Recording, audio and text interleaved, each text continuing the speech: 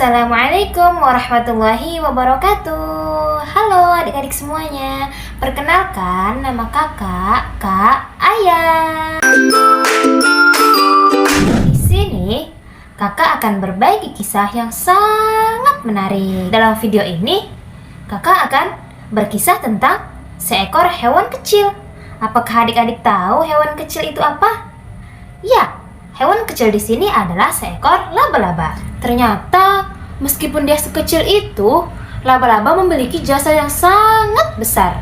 Untuk tahu ceritanya, silahkan simak video ini. Assalamualaikum.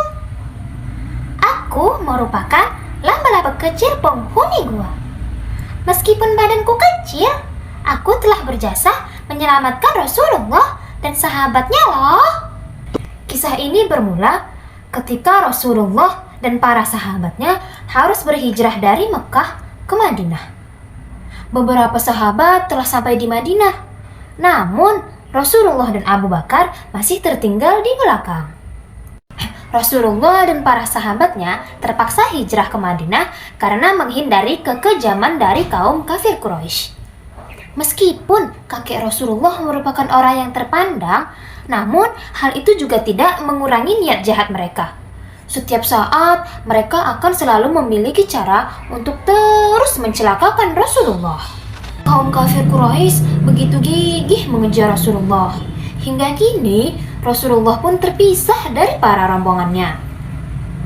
Tepatnya di depan sebuah gua, Abu Bakar meminta Rasulullah untuk masuk ke dalam gua. "Wahai Rasulullah, masuklah ke dalam gua ini. Alangkah baiknya kita bersembunyi terlebih dahulu," pinta Abu Bakar. Rasulullah pun masuk ke dalam gua tersebut dan diikuti oleh Abu Bakar di belakangnya. Disinilah awal perjumpaan laba-laba dan Rasulullah. Ketika Rasulullah dan Abu Bakar sudah masuk ke dalam gua, kemudian Allah memerintahkan kepada laba-laba untuk segera menutup pintu gua tersebut menggunakan sarangnya. Dengan langkah yang sangat cepat, laba-laba menutup pintu gua tersebut. Melihat hal itu, burung merpati pun bertanya, "Wahai laba-laba, apa yang sedang kau lakukan?" Laba-laba pun menjawab, "Wahai burung merpati, saat ini aku sedang menutup pintu gua menggunakan sarangku. Sebab di dalam gua ini, Rasulullah dan Abu Bakar sedang bersembunyi untuk menghindari kejaran dari kaum kafir Quraisy." Mendengar hal itu, burung merpati pun mengajak teman-temannya untuk segera membuat sarang dan juga bertelur di depan pintu gua. Ketika laba-laba sudah selesai membuat sarang di pintu gua, tak lama dari itu kaum kafir Quraisy pun datang. Mereka semua berkumpul di depan gua.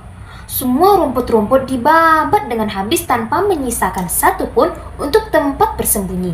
Ketika salah satu prajurit kafir Quraisy menatap ke dalam mulut gua, laba-laba kecil hanya mampu diam dan mematung saja. "Ayo kita periksa ke dalam gua itu," pinta salah satu prajurit. "Percuma saja kau periksa ke dalam.